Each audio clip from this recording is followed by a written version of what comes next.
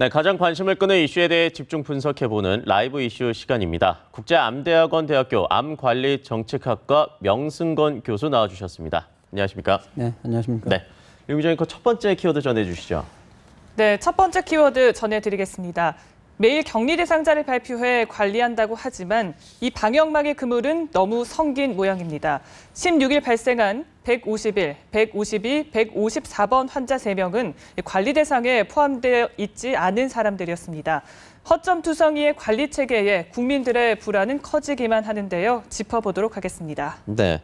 교수님, 일단 오늘 조금 전에 이제 오늘 확진자가 8명이 늘어나서 총 162명이 됐다는 소식이 들어왔는데요. 일단 어제 4명의 확진자 중 3명이 이 관리 대상이 아니었습니다. 어떻게 봐야 될까요? 네, 공공보건정책관인 권준욱 보건정책관의 그 설명에 따르면 네. 당시에 이제 그 삼성 서울의료원 응급실에 있었던 주로 이제 환자를 중심으로 해서 관리 대상 삼고 우선순위를 삼는 바람에 나머지 그 환자를 보호하는 간병인이라든가 보호자분들은 좀 우선순위에서 좀 밀려났기 때문에 그렇다고 해명을 하고 있습니다. 네. 관리 대상이 아니었던 사람 중에서 이제 확진자가 발생한 게 사실 이번이 처음은 또 아니거든요. 이러다 보니까 관리 체계가 너무 허술한 것 아니냐라는 지적이 끊임없이 나오는 것 같습니다. 네, 맞습니다. 방금 제가 설명드렸던 대로 이제 보건당국에서도 그 부분을 인정을 하고 있는 상태입니다. 그런데 이제 그런 부분들을 제대로 관리를 하기 위해서는 사실 또 많은 인력들이 필요하거든요.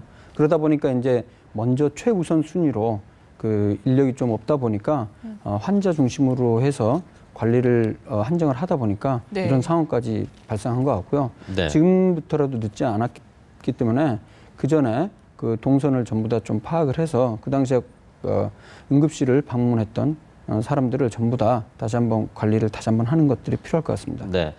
현재 격리 대상자가 5천 명을 넘어섰는데 앞으로도 또 늘어날 텐데 보완 대책이 좀 필요할 것 같습니다. 이 관리 체계. 지금 이제 뭐 응급실을 방문한 모든 사람들의 동선을 파악하자는 말씀을 해주셨는데 또 다른 좀 대책이 없을까요? 네, 그래도 좀 다행스러운 거는 현재까지 그 3차 진원지, 3차 유행은 아직까지 나타나진 않았습니다.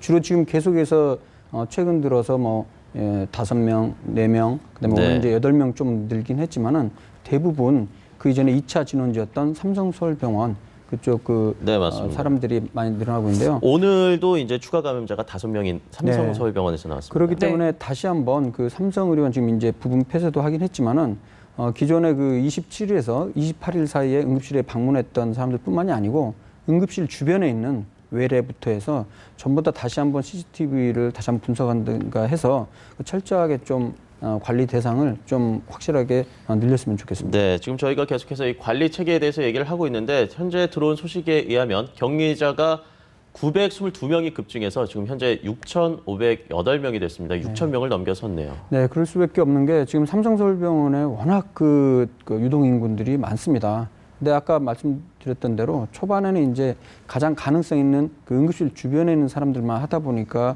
격리 대상자가 많지 않은데 계속해서 좀 더 늘 가능성이 있지 않겠나 싶습니다. 네, 말씀처럼 지금 격리자가 무려 6,500명을 넘었습니다. 이런 상황에서 어제 정부가 역학조사관 90명을 충원해서 124명이 됐는데요. 좀 턱없이 부족하다라는 지적이 나오거든요. 현실적으로 충원이 어렵다고 보십니까? 어떤가요? 네, 사실 현재 역학조사관, 그러니까 어떤 질병이 발생을 했을 때 집중적으로 그분들을 이제 조사할 사람들은 이제 역학조사관이 전문가 역학조사관이라고 하는데요. 원칙적으로는 이제 중앙정부에 30명, 그리고 이제 각 시도에 20명씩 해서 총원이 원래 370명 정도까지 정원이 되어 있습니다.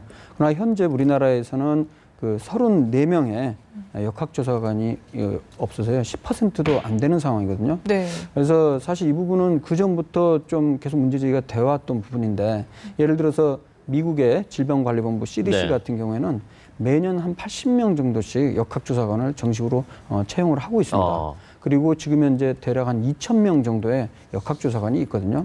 우리나라 단점 중에 하나는 지금 이 34명 중에서 정식 공무원은 2명이고 나머지 32명은 사실 한시적인 공중보건의사입니다. 그리고 공중보건의사라는 사실 내과, 가정의학과, 소아과 전문의들을 중심으로 구성되어 있는데 정식으로 역학조사관을 정식으로 직원으로 채용할 수 있도록 하는 그런 그 법령도 이제 있지만은 좀 더 예산을 늘려서 해야 될 것 같습니다. 지금 현재 예산 뭐 270억 정도밖에 안 되는데 미국이랑 비교하면 뭐 4조 이상 되는 거에 비하면 턱없이 좀 부족하다고 생각합니다. 네. 그리고 이 사망자와 확진자가 계속 늘어나고 있는데 정부는 24일을 또 고비로 보고 있습니다. 네. 고비가 계속 늘어나고 있는데 네. 교수님께서는 어떻게 보십니까?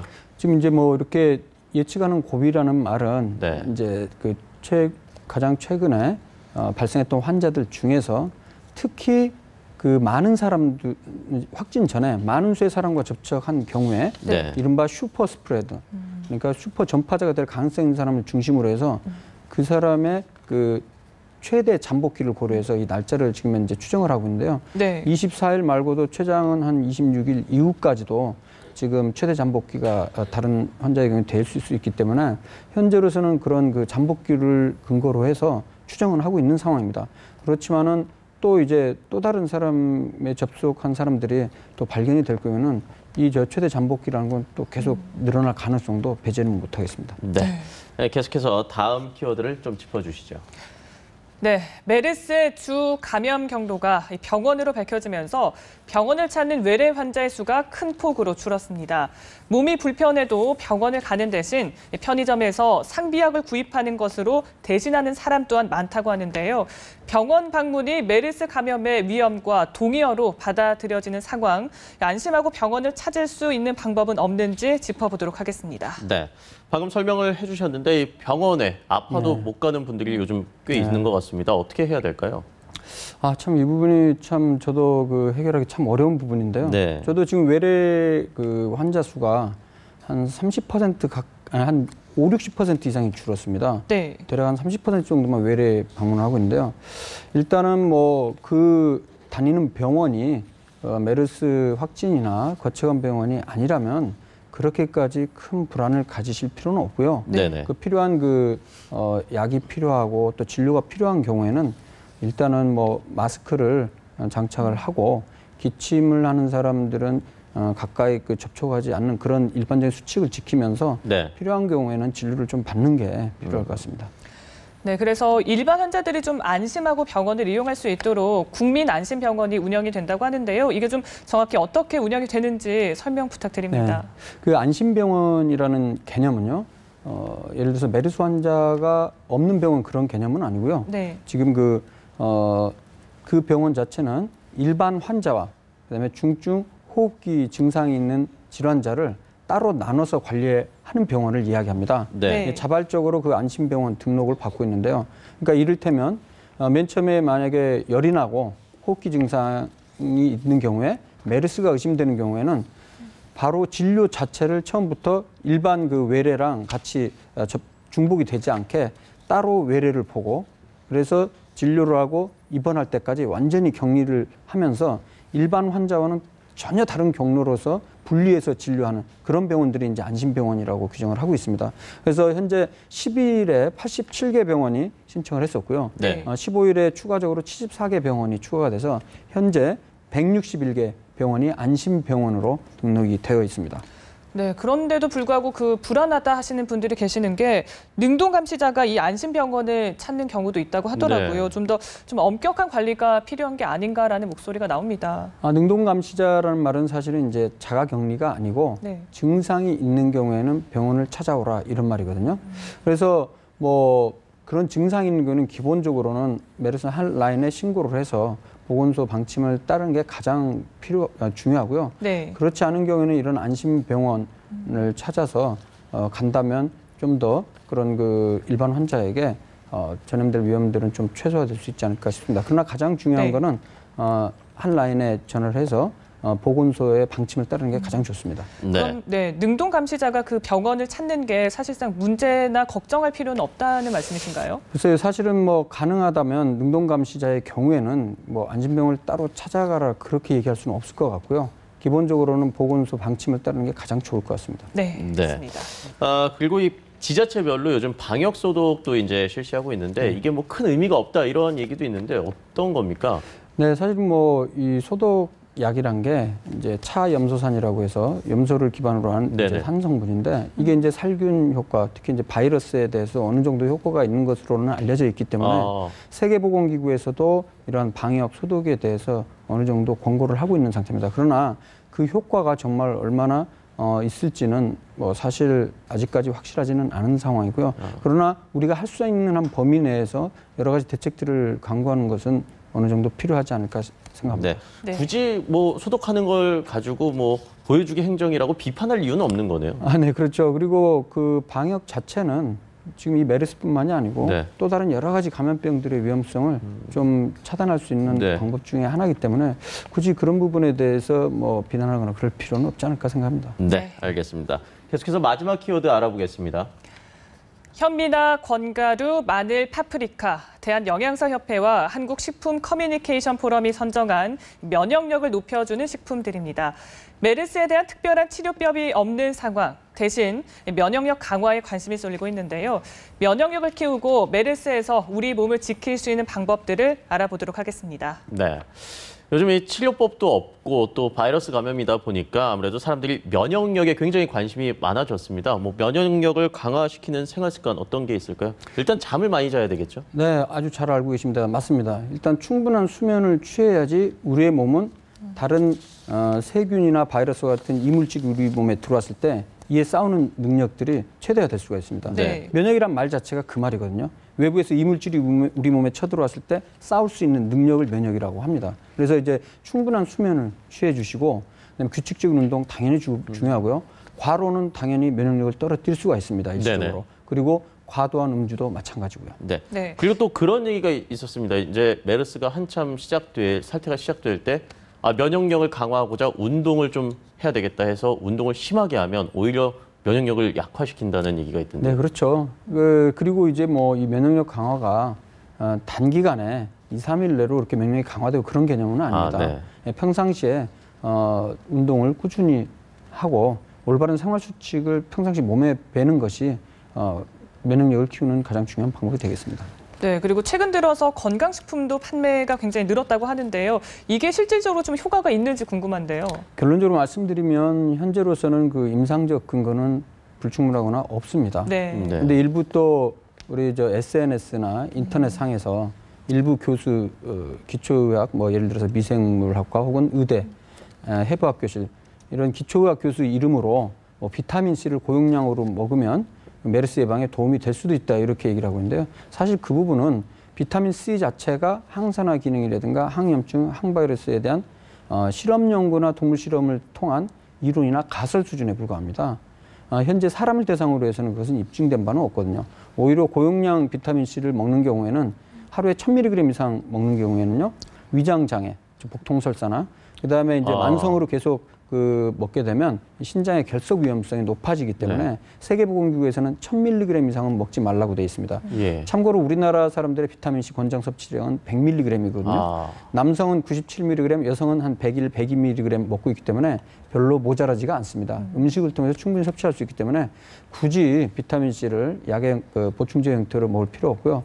또 이제 그거 말고도 다양한 무슨 여러 가지 민간 요법들이라든가 한약재들 이런 것들을 추천하는 사람들인데 사실 그런 부분들은 이론적으로 면역력을 높인다는 실험실에서의 그러한 일부 가설이지 실질적으로 효과가 있다는 근거는 없기 때문에 그런 것에 현혹되지 마시기 바랍니다. 네. 네. 오늘 아침에도 그 흰색 비타민 C 1000mg을 먹었는데 좀 많이 먹은 거네요. 네, 굳이 먹을 필요 없습니다. 10배를 드셨고요. 예. 근데 사실 뭐 고용량 비타민C를 주장하시는 그 교수들 같은 경우는 하루에 6000mg 이상은 먹으라고 하고 그분들 논리는 그거던데요. 이렇게 뭐 몇 밀리가 필요하다고 해서 500mg을 먹었다고 해서 다 흡수되는 것이 아니다. 흡수되는 어떤 기회 창을 늘리자 뭐 이런 얘기던데요.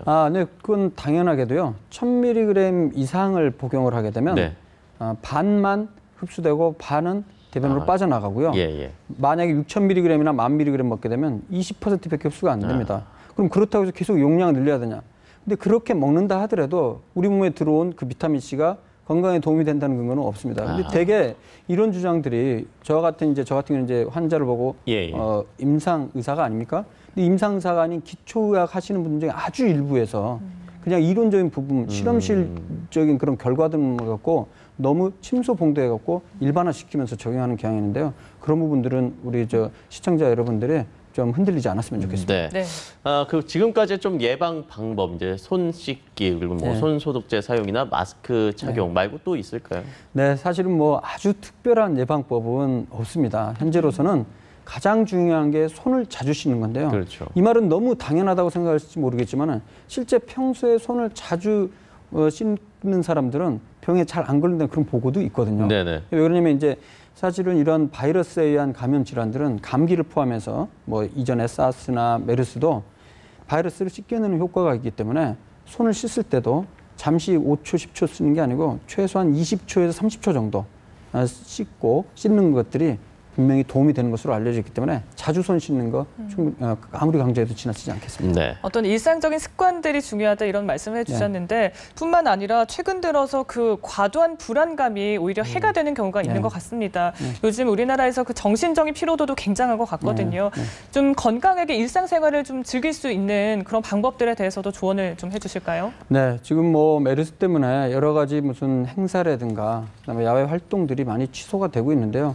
물론 이제 그 사전 예방의 원칙에 근거해서 여러 가지 그 위험 요인들을 차단하는 건 필요하겠습니다만 네. 현재로서는 공기 전염을 감염을 통한 지역사회 감염의 근거는 여전히 없는 상태입니다. 없는 상태죠. 환자 수가 뭐 3차 감염자, 4차 감염자가 네. 발생을 하긴 하지만 네. 대부분 그 환자와 직접적인 긴밀한 접촉에서 생기는 네네. 것이거든요. 그렇기 때문에 너무 과도하게 불안을 가지실 필요는 없습니다. 그렇다고 해서 이제 이 메르스란 게 안전하다 이런 것은 아닙니다. 그렇지만 그 반대의 경우 너무 과도하게 불안을 갖고 살아가는데 스트레스를 받으실 필요는 없고요. 아까 말씀드렸던 안전 예방 수칙 잘 지키시고 그리고 이제 기침이나 그런 그 호흡기 질환이 있는 사람과만 좀 밀접한 접종을 멀리한다면 걸릴 가능성은 별로 없다고 생각합니다. 네. 네, 알겠습니다. 오늘 말씀은 여기까지 듣도록 하겠습니다. 감사합니다. 네. 좋습니다.